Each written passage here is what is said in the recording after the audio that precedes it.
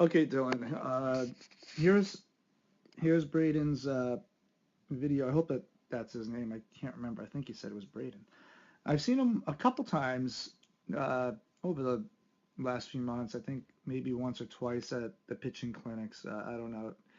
Can't really remember too good these days. But anyhow, he's got a lot of good potential. There's just a couple things that are actually slowing him down where he really could do better. But again, these are strength and power issues, and he's only going into 10th grade. He's only a sophomore, so I can't imagine that he's had too much powerlifting experience or training. But a couple things here that I'd like to pull out here just to give you some, I guess, some pointers so you can at least maybe address these at some point. Uh, so the bottom video obviously is a side, and we got the top video as the back. So let's get him started here. He kind of gets up, he brings his leg up nice. Hands are in a good relaxed position, and elbows are relaxed. The only thing is here, he probably could move the hips out a little bit more as the leg is coming up. I mean, it's not terribly critical. It's just something that we've correlated with most high velocity pitchers is that as that leg is coming up, they're already starting to move out. So as it's reaching its highest point is when you'll start to see a shift. And I don't think he shifts until he starts coming down. Right there, he starts to shift, but notice how even when he starts to move out, it's his front leg that begins to move out. And I don't see too much of the back hip, nor do I see the bottom part of the leg getting angled into that linear position so he can drive with more force. So he's just a little too posted up. He probably could move out a little bit quicker. That would definitely help him out. And you see how he swings that front leg out? So he's getting some of that momentum from his front side and not too much from his back side. And I'll show you how that works. So when you get the momentum from your front leg and you get really aggressive on the front side, you start to swing the foot open a little bit too much, and you start to open up the knee here a little bit too soon. And once that knee starts to open and the foot starts to swing open, then you start internally rotating. And that's when the hip, the front hip and the back hip and the knee start to internally rotate.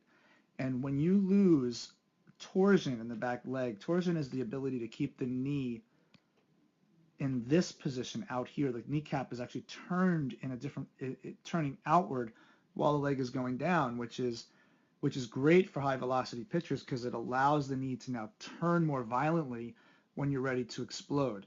But once the knee collapses, then you can't drive. So he's getting his leg bend, he's getting his flex in his back leg out over his front toe. And you can see it much more profoundly here in this video. So watch how his knee continues to drift down. You see that? You see how far down the knee is? The knee should bend, but what's really happening is that the bottom, the back or the butt is kind of dropping down, and the knee will stabilize right there. So he will be able to flex that knee in that position, but the hips will drop down like he's squatting, not out towards the toe. And once the knee gets out towards the toe, you lose a lot of velocity. I can even show you with a gun at some point the difference when he's able to actually keep the leg in torsion so that the knee will snap and extend real quick and drive the front hip and create more separation. So the back leg there's just, he doesn't get great momentum. He's getting momentum off the front side here of the body, and then the knee is just collapsing completely.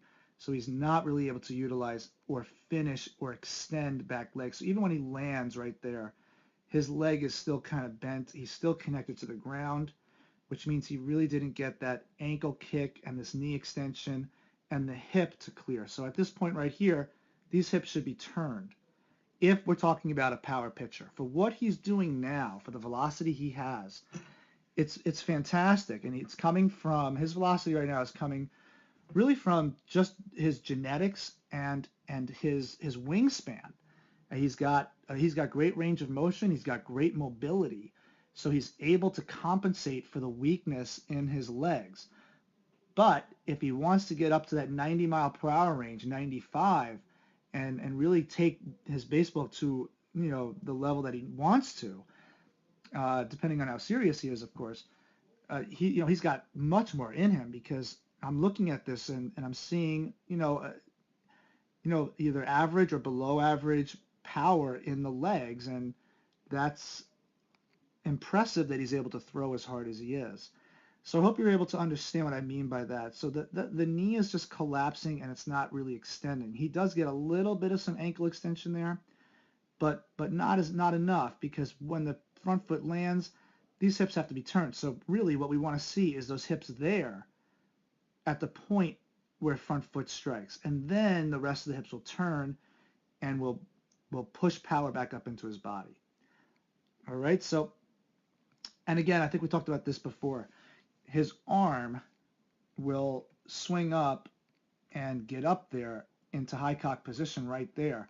And look at how far off the ground he is. So by the time he lands, the arm is he's pretty much in the act of throwing.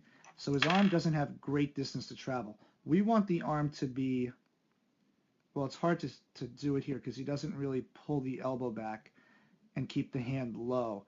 But I'll show you what I mean the next time I see you, where we want that arm to be. I think I did show you when the front foot lands. We just want to create more distance for the arm to travel so that the arm can load.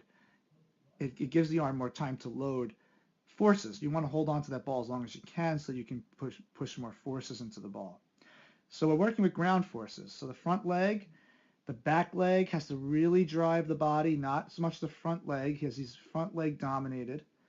He does a great job, though, keeping the trunk closed.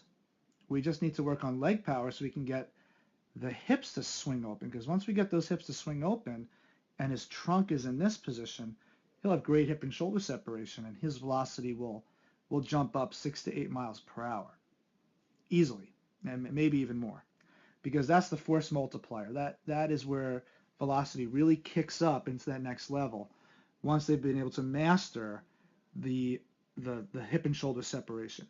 And I don't think he gets too much. Let's take a look from the top angle.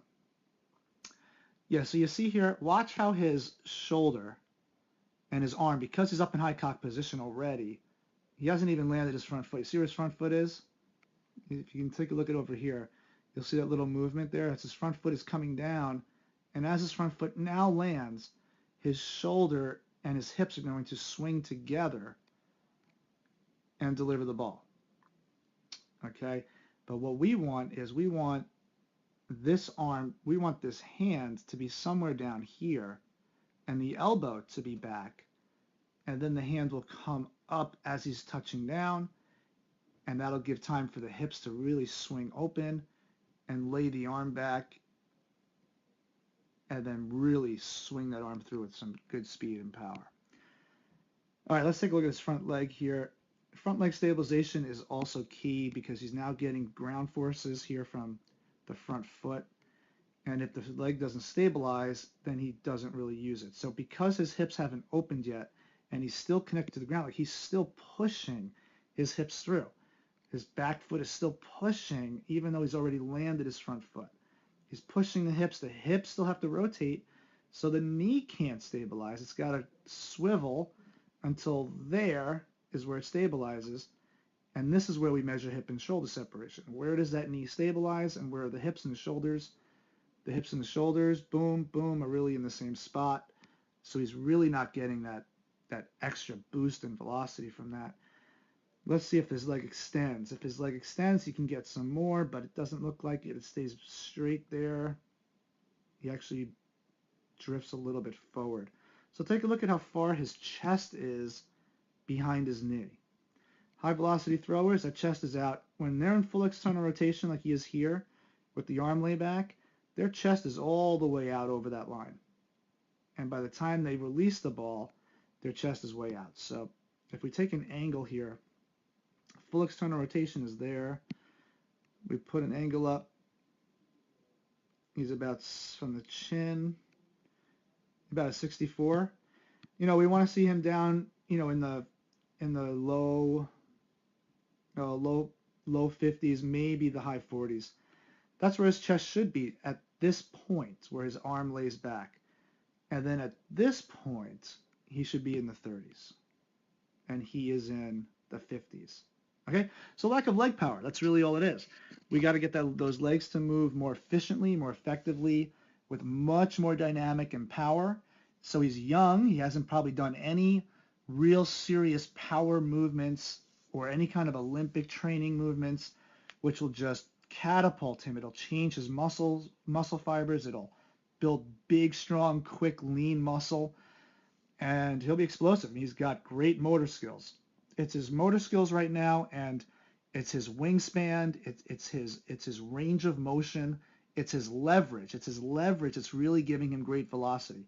He's got great skills, but now we got to make this kid a much more powerful athlete so that he can get that ball up into the 90s. Because I don't think he'll have a problem doing that. Not with the skills that he has right now. He's probably throwing in the low 80s, and without really much leg power. He is. If you watch here, watch the beginning of his delivery. Watch how passive it is.